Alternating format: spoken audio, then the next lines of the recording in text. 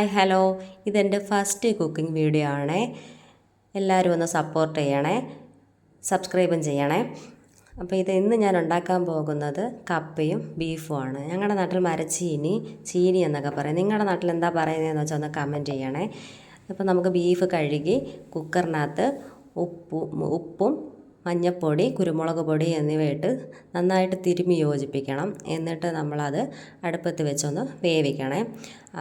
ആ വേവിച്ചിറങ്ങുന്ന വെള്ളം ഉണ്ടല്ലോ, അത് മാത്രമാണ് ഞാൻ യൂസ് ചെയ്യുന്നത്. അല്ലാതെ വേറെ എക്സ്ട്രാ വെള്ളമൊന്നും ഞാൻ ബീഫിനകത്ത് ഒഴിച്ച് വയ്ക്കത്തില്ല.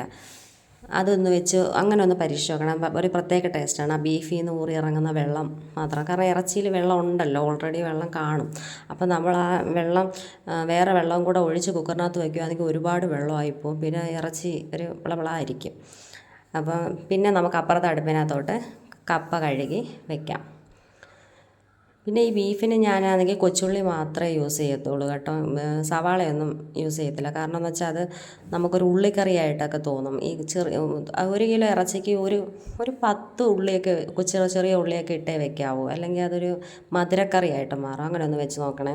എന്നിട്ട് ഞാൻ മസാല ഫ്രഷായിട്ടേ ഉണ്ടാക്കത്തുള്ളൂ. കാരണം ഇറച്ചിക്ക് അല്ലെങ്കിൽ മറ്റേ നമ്മൾ പൊടിച്ച് വയ്ക്കുന്നതിനകത്ത് നമുക്കൊരു മണം കാണത്തില്ല. ഇനി നമുക്ക് പാൻ അടുപ്പത്ത് വെച്ച് ഓയിലൊഴിച്ച് ചൂടാക്കിയിട്ട് അതിനകത്തോട്ട് ഉലുവയാണ് ഇട്ട് പൊട്ടിക്കുന്നത് കേട്ടോ. ആ ചീനി അപ്പുറത്ത് വെന്തിട്ടുണ്ട് കേട്ടോ. അപ്പോൾ ഉലുവയാണ് പൊട്ടിക്കുന്നത്. ചിലർ കടുകിടും കേട്ടോ. കടുകിടുമ്പം ആ കടുകിൻ്റെ ഒരു ചവ വരും. കുറച്ച് ഉലുവ ഇട്ടിട്ട് അതൊന്ന് പൊട്ടുന്ന അവിടം വരെ നമുക്ക് വെയിറ്റ് ചെയ്യാം. വെയിറ്റ് ചെയ്ത് നമുക്ക് പിന്നെ അതിനകത്തോട്ട് ചെറിയ ഉള്ളി പച്ചമുളകുമാണ് ഞാൻ ഇടുന്നത്. എന്നിട്ട് അത് ഒന്ന് അത് അരിയത്തൊന്നുമില്ല കേട്ടോ. അപ്പോൾ ജസ്റ്റ് ഒന്ന് വഴറ്റി കൊടുക്കാം. കൊച്ചുള്ളി നന്നായിട്ട് വഴണ്ടില്ലെങ്കിലും കുഴപ്പമില്ല. ജസ്റ്റ് നമ്മൾ ആ ഒരു പച്ച ഇത് മാറുന്ന വരെ അതൊന്ന് ചെയ്താൽ മതി. കാരണം അത് കറിയിൽ കിടന്ന് അത് നന്നായിട്ട് വേവുമ്പോഴത്തേനും അത് ഉടഞ്ഞു പോയിക്കോളും. അതുകൊണ്ടാണ് പറഞ്ഞത് കുറച്ച് മാത്രമേ ഇടാവൂ എന്ന്, അല്ലെങ്കിൽ അത് ഭയങ്കര മധുരക്കറിയാവും. ഇനി നമുക്ക് ഇഞ്ചിയും വെളുത്തുള്ളിയും കൂടെ ചതച്ചത് ഇട്ട് കൊടുക്കാവേ. എന്നിട്ട് ഇഞ്ചിയും വെളുത്തുള്ളിയും കൂടെ ചതച്ച് ഇടുമ്പോൾ നമുക്കതിൻ്റെ പച്ചമണം മാറുന്നതാണ് വരെ നമുക്കറിയാമല്ലോ. അതുവരെ നമ്മൾ ചെയ്യണം. ഇത് എൻ്റെ വീട്ടിലെ മക്കളാണ്, നമ്മൾ കസിൻസും എല്ലാം വന്നിട്ടുണ്ട്. അപ്പോൾ അതിൻ്റെ മേളമാണ് കാണുന്നത്. ഫിഷ് ടാങ്ക് അതിൽ നിറച്ചിട്ട് ഇപ്പം പോത്തും കുട്ടികളാണ് കിടക്കുന്നത്. അപ്പോഴാണെങ്കിൽ ഇനി നമുക്ക് അത് നന്നായിട്ട് അടിയിൽ പിടിക്കും. അപ്പോൾ ഇടയ്ക്കിടയ്ക്ക് ഒന്ന് ഇളക്കി കൊടുക്കണേ. ഒരു ചെറിയൊരു ബ്രൗണിഷ് കളറാവുന്നവിടം വരെ നമ്മളതൊന്ന് ഇളക്കി കൊടുക്കണം. ഇനി പിന്നെ കറിവേപ്പില വീട്ടിൽ തന്നെ ഉണ്ടായ ഫ്രഷ് കറിവേപ്പിലയാണ് കേട്ടോ. എന്നിട്ട് നമുക്ക് കറിവേപ്പില ഇട്ട് കൊടുക്കാവേ. എന്നിട്ട് നമുക്ക് ജസ്റ്റ് ഒന്ന് വഴറ്റി കൊടുക്കാം. കറിവേപ്പില കരിയരുതേ, ജസ്റ്റ് ഒന്ന് വഴറ്റിയാൽ മതിയേ. പിന്നെ നമുക്ക് ഇതിനകത്തോട്ട് മസാല ഇടാവേ. ഞാൻ ഫസ്റ്റ് പറഞ്ഞു പോയി, മസാല ഇടുന്ന ഇപ്പം വരുവേ. നിങ്ങളുടെ വീട്ടിലൊക്കെ സ്കൂൾ അവധി കഴിഞ്ഞ് മക്കളൊക്കെ എങ്ങനെ ഉണ്ട്? ഇവിടെ ആകെ പുകില, ഒന്നും പറയണ്ട. അപ്പുറത്ത് കപ്പ റെഡി ആയിട്ടുണ്ട്. ഇനി അതിനകത്ത് നമുക്ക് മഞ്ഞൾപ്പൊടിയും ഉപ്പും കറിവേപ്പിലയും കൂടെ ഇടും. ഇത്രയും ഞാൻ ഇടത്തുള്ളൂ. ചിലരൊക്കെ അതിനകത്ത് പച്ചമുളകും തേങ്ങ ഇട്ടാൽ ബീഫിന് കൊള്ളത്തില്ല. അത് മീൻ കറിക്കൊക്കെ കൊള്ളാം. പക്ഷേ പച്ചമുളകൊക്കെ കൊള്ളാം. പക്ഷെ ഞാനിപ്പോൾ ഇടുന്നില്ല. ഞങ്ങൾക്കത് അത്ര ഇഷ്ടമല്ല, പിള്ളേർ കഴിക്കുന്നുണ്ടേ. അപ്പോൾ അതിനകത്ത് മഞ്ഞൾപ്പൊടിയും കറിവേപ്പിലയും ഉപ്പും കൂടെ ഇട്ടിട്ട് പിന്നെ ചെറിയ തീയിൽ ജസ്റ്റ് ഒന്ന് ആവി കയറ്റിയിട്ടാണ് അതൊന്ന് കിണ്ടിയെടുക്കുന്നത്. നമുക്ക് അന്ന് അടച്ച് വയ്ക്കാം. അപ്പോൾ അതിനകത്ത് ആവി കയറ്റും. അപ്പോൾ ഇത് ഒരു ഇപ്പുറത്തോട്ട് ഇങ്ങനെ രണ്ടും കൈകാര്യം ചെയ്യുന്ന വീട്ടമ്മമാരുണ്ടോ?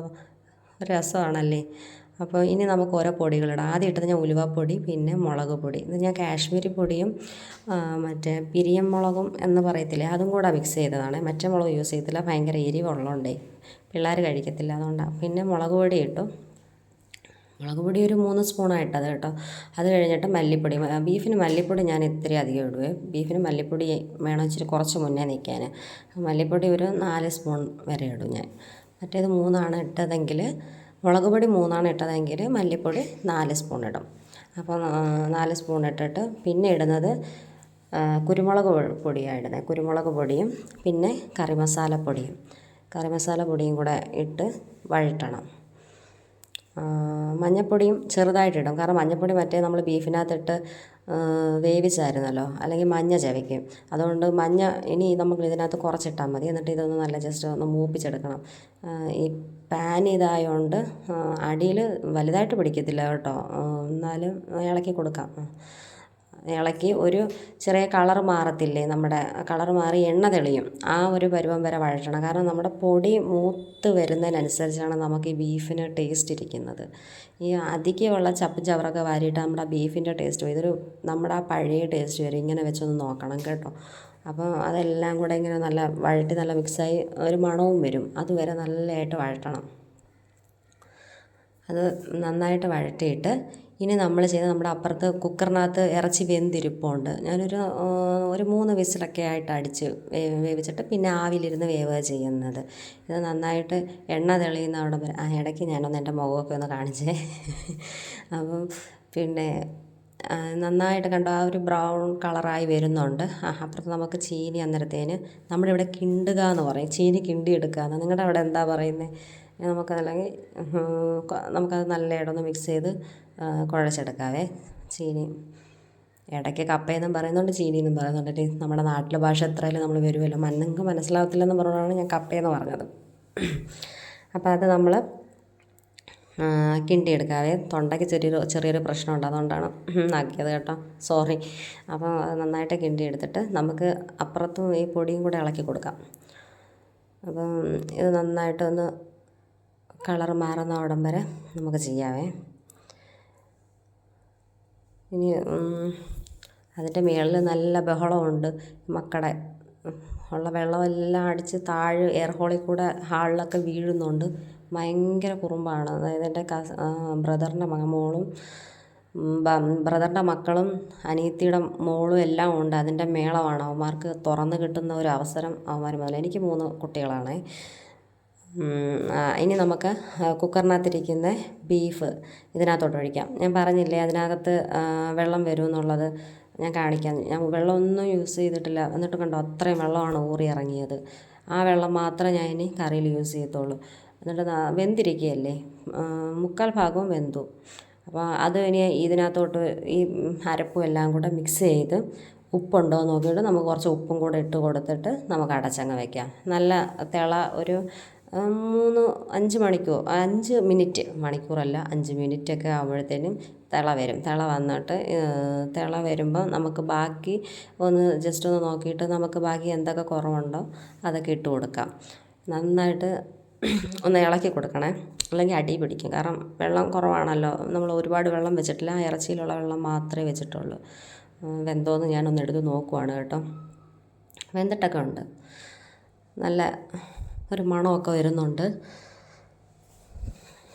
ഇങ്ങനെ ഒന്ന് വെച്ച് നോക്കണേ, നല്ല ടേസ്റ്റാണ് കേട്ടോ. പിന്നെ ഉപ്പ് കുറവായിരുന്നു, അതുകൊണ്ട് ഞാൻ കുറച്ച് ഉപ്പിട്ടതാണ്. പിന്നെ നമുക്ക് നന്നായിട്ടൊന്ന് ഇളക്കി യോജിപ്പിക്കാം. വീണ്ടും ഞാനൊന്ന് അടുപ്പിൽ വെച്ച് വേവിക്കും. എൻ്റെ ഹസ്ബൻഡിന് ഇറച്ചി നന്നായിട്ട് വേവണം, പക്ഷേ എൻ്റെ വാപ്പാക്കുണ്ടല്ലോ ഇറച്ചി ഒരു മുക്കാൽ പരുവത്തിലിരിക്കണം, അല്ലെങ്കിൽ ഇറച്ചി വെന്ത് പോയാൽ അവിടെ അന്ന് കൊലപാതകമായിരിക്കും, പിന്നെ കഴിക്കത്തില്ല, കരികരികരായിരിക്കണേ. അത് നമുക്ക് ഇപ്പുറത്തെ ഇതിനകത്തോട്ട് ഒരു ചെറിയൊരു പാത്രം വെച്ചിട്ട് നമുക്ക് വെളിച്ചെണ്ണ ഒഴിച്ചിട്ട് തേങ്ങാക്കൊത്ത് വറുത്തിടും. ചിലർ പച്ച വെളിച്ചെണ്ണ ഒഴിക്കുവേ, പച്ച വെളിച്ചെണ്ണ ഒഴിച്ചാലും നല്ലതാണ്, പക്ഷേ എനിക്കിത് ഇഷ്ടമാണ് കേട്ടോ. ഒരു തേങ്ങാക്കൊത്ത്. പിന്നെ ഇങ്ങനെ പിള്ളേരുണ്ടെങ്കിൽ തൊണ്ടയിൽ പോകാതെ നോക്കണം കേട്ടോ. എനിക്കും പേടിയാണ് കൊച്ചുങ്ങൾ തിന്നുമ്പോൾ തൊണ്ടയിൽ പോകുമോ എന്നുള്ളത്. അപ്പം തേങ്ങാക്കൊത്ത് ഇട്ടിട്ട് ഇനി അത് മൂക്കണം. ആ മൂത്ത് വരുമ്പോഴൊക്കെ ഒരു മണം ഉണ്ടല്ലോ, അതും കൂടെ ഇറച്ചിയിലാകുമ്പോൾ നമ്മൾ പണ്ടൊക്കെ ഇറച്ചി വെക്കുമ്പം ഇങ്ങനെ തേങ്ങാക്കൊത്തൊക്കെ മൂപ്പിച്ചിട്ടല്ലേ വെക്കുന്നത്. അപ്പോൾ ഒരു നല്ല മണവും നല്ല വേറൊരു ടേസ്റ്റും അല്ലേ അത്. അന്നേരം നന്നായിട്ട് ഒന്ന് മൂത്ത് വരട്ടെ കേട്ടോ. സ്കൂളൊക്കെ തുറക്കാറായി, എല്ലാവരുടെയും സ്കൂളൊക്കെ തുറക്കാനുള്ള എല്ലാ ബുക്കും പുസ്തകവും യൂണിഫോമും എല്ലാം എല്ലാവരും വാങ്ങിക്കാണുമല്ലേ. ഞാനൊന്നും വാങ്ങിയില്ല കേട്ടോ, ഇനി വേണം വാങ്ങാൻ. അപ്പോൾ നമുക്കതൊന്ന് ഇളക്കി കൊടുക്കാവേ, അല്ലെങ്കിൽ നമ്മൾ ഇളക്കാതിരുന്നതിൻ്റെ ഒരു ഭാഗം മാത്രം ഇതാവും, മൂത്ത് വരുന്നുണ്ട്. ഇനി നമുക്ക് മൂത്ത് കഴിഞ്ഞ് നമുക്കിതിനി നമ്മുടെ ഇറച്ചിക്കറിയിലോട്ടൊന്ന് ഒഴിക്കാം. ഞാനിത് ഇച്ചിരി കറിയൊക്കെ കോരിയൊഴിച്ച് കറക്കിയൊക്കെ ഒഴിക്കും, ഞാൻ നിങ്ങളെ കാണിക്കുന്നില്ല പിന്നെ അതൊക്കെ കേട്ടോ. പിന്നെ കുറച്ച് കറിവേപ്പില മണ്ടയിൽ വീണ്ടും ഇടും. കറിവേപ്പില കറിയാണോ എന്ന് ചിലർ കമൻ്റ് ഇടും. കറിവേപ്പില എനിക്കിടുന്ന ഇഷ്ടമാണ്. വീട്ടിൽ വെറുതെ നിൽക്കുകയല്ലേ, നല്ല ഫ്രഷ് കറിവേപ്പില. അപ്പം ഇളക്കി ഒന്നുകൂടെ മിക്സ് ചെയ്ത് കണ്ടോ, കറക്റ്റ് ആ ഒരു പരുവായി. അതായത് അധികം നീണ്ട വെള്ളവുമില്ല, ഒരു ഇതുമില്ല, നല്ല ഒരു പരുവാവും. നല്ലതായിട്ട് വെന്തോ നോക്കുക കേട്ടോ. അപ്പോൾ തന്നെ നാത്തൂൻ നിൽപ്പുണ്ട്, അവരുടെ കയ്യിൽ വെന്തോ കൊടുക്കും. കാരണം ഗസ്റ്റിൻ്റെ ഇഷ്ടം നമ്മൾ നോക്കണമല്ലോ. അപ്പോൾ നമ്മളത് കറി നന്നായിട്ട് തിളച്ച് എണ്ണ തെളിയണം. ഊറി വരുന്നുണ്ട്. കഴിഞ്ഞ് നല്ലതായി. ഇനി നമുക്ക് വിളമ്പാവേ. ഒരില വെട്ടിയിട്ട് നമ്മൾ കപ്പ വിളമ്പി. അപ്പുറത്ത് കഴിക്കാൻ ആളുകൾ റെഡിയായിട്ട് നിൽപ്പുണ്ട് കേട്ടോ. ഇനി നമ്മൾ കപ്പ വിളമ്പി. ഇനി നമ്മുടെ പിള്ളേർ നോക്കിയിരിക്കുക. കപ്പ വിളമ്പിയിട്ട് നമ്മളിനി ബീഫ് കറി അതിൻ്റെ മണ്ടയിലോട്ട് ഒഴിക്കുവാന്നേ. കാണിക്കുമ്പോൾ ഒരു ലുക്കൊക്കെ വേണ്ടായോ, അതിനാ. ഇനി ബീഫ് അതിൻ്റെ മണ്ടയിലോട്ട് ഒഴിച്ച് നല്ല സൂപ്പറാണ് കേട്ടോ. ഇങ്ങനെ വെക്കണേ. തനി ബീഫിൻ്റെ ടേസ്റ്റ് തന്നെ വരുന്നത്. കാരണം ഈ ഉള്ളിയിട്ട് എനിക്ക് നേരത്തെ ഒന്നും വെക്കാൻ അറിയത്തില്ലായിരുന്നു. ഞാൻ സവാള, കൊച്ചുള്ളി എല്ലാം ഇട്ട് വെറുതെ വേസ്റ്റാക്കി കളയുമായിരുന്നു. നമ്മളിപ്പോൾ ആവശ്യത്തിന് മാത്രം ഉള്ളത് ഇട്ടപ്പം നല്ല ടേസ്റ്റാണ്. പണ്ടൊക്കെ ഞങ്ങളുടെ അമ്മ വയ്ക്കുന്ന കറിയുടെ ടേസ്റ്റൊക്കെ വന്നിട്ടുണ്ട്. ഇപ്പോഴാണ് വയ്ക്കാൻ പഠിച്ചത്. പിന്നെ പിള്ളേർക്ക് കഴിക്കാൻ വേണ്ടി ഞാൻ പിന്നെ എല്ലാം അങ്ങ് വിളമ്പി കേട്ടോ. ചോറും നമ്മുടെ സലാഡും പപ്പടവും അച്ചാറും എല്ലാം അങ്ങ് വിളമ്പി. കാരണം വട്ടം ഇരിപ്പുണ്ട്. പ്ലേറ്റ് വെറുതെ അഴുക്കാക്കണം. നമ്മൾ പ്ലേറ്റ് ഒരു രസത്തിന് എല്ലാം എടുത്തങ്ങ് നിരത്തുക. പിന്നെ കഴുകാൻ പാടാ. നമ്മൾ സ്ത്രീകൾ അനുഭവിക്കുന്ന ഒരു ദുരിതമാണ് നമ്മൾ പാത്രം കഴുകൽ. എല്ലാം നമ്മൾ വെച്ച് കഴിഞ്ഞിട്ട് ലാസ്റ്റ് നമ്മളെല്ലാം കഴിഞ്ഞിട്ട് പാത്രം നോക്കുമ്പോൾ നമുക്ക് വല്ലാത്തൊരു ഇതാണ്. പിന്നെ പോയി കട്ടിലിൽ 2 മണിക്കൂർ കിടന്ന് ഫോണൊക്കെ കുത്തിയിട്ടേ വന്ന് കഴുകത്തുള്ളൂ. അന്നേരത്തിന് വൈകിട്ടാവും. അല്ലെങ്കിൽ അങ്ങനെയുള്ളവരുണ്ടോ? ഞാൻ അങ്ങനെ കേട്ടോ. എല്ലാം ആവശ്യത്തിനെടുത്ത് നിരത്തും. പക്ഷേ പിന്നെ തിരിഞ്ഞ് നോക്കുമ്പോൾ നമുക്ക് ഭയങ്കര ഒരിതാണ്. എല്ലാവരും റെഡിയായിട്ടിരിപ്പുണ്ട്. എല്ലാവരുടെ മുഖത്തും പുഞ്ചിരി. എപ്പം അറ്റാക്ക് ചെയ്യണം എന്നുള്ളതാണ്. അതാണ് എൻ്റെ മോൻ ഇങ്ങനെ കാണിക്കുന്നത്. ഇത് അനിയത്തിയുടെ മോള്, അപ്പുറത്തെ ആങ്ങളയുടെ മോൻ. അതും എൻ്റെതാണ്. അതൊരു മൂത്ത കുട്ടിയാണ്. കുറച്ച് എല്ലാ വീട്ടിലും അങ്ങനെയല്ലേ, മൂത്ത കുട്ടികൾക്ക് ഇച്ചിരി ചെല്ലം കൂടുതലല്ലേ. അതാണ് എൻ്റെ ചെല്ലം. ഇനി ഞാൻ എല്ലാവർക്കും വയൽ വെച്ച് കൊടുക്കുകയാണ്. എങ്ങനെ ഉണ്ടെന്ന്. സൂപ്പറാണെന്നാണ് പറയുന്നത് മോള്. ഇനി എൻ്റെ മോൻ. വല്ലാത്തൊരു തുറപ്പായിപ്പോയി. കൊള്ളാമെന്നാണ് പറയുന്നത്. ഇനി ആങ്ങളയുടെ മോൻ. ഇപ്പുറത്തേക്കുന്ന എൻ്റെ ആങ്ങളയുടെ മോളാണ്. ഭയങ്കര രസമാണ് കേട്ടോ. ഒരു കിലുക്കിയാണ് അവൾ കേട്ടോ. കണ്ടവൾ അവളും കൊള്ളാമെന്നാണ് പറയുന്നത്. തുണി കൊടുക്കാൻ മറന്നുപോയേ. നല്ല സൂപ്പറാണെന്നാണ് ഞാനും പറയുന്നത്. എല്ലാവരും അറ്റാക്ക് ചെയ്ത് ഇതൊക്കെ വീഡിയോ കാണിക്കുമ്പോൾ ഇവർ പ്രഹസനം കാണിക്കുന്ന കേട്ടോ. ഇത് കുഴച്ച് മറിച്ച് വെച്ചിട്ട് പോയി. ബാക്കി നമ്മൾ കളയാനേ പറ്റത്തുള്ളൂ. ആ രീതിയിലാക്കിയിട്ട് പോയത്. ഇത്രയേ ഉള്ളൂ ഇന്നത്തെ വ്ളോഗ്. എൻ്റെ വീഡിയോ കണ്ടതിൽ സന്തോഷം. ഒന്ന് സബ്സ്ക്രൈബ് ചെയ്തേക്കണേ ഇഷ്ടപ്പെട്ടാൽ.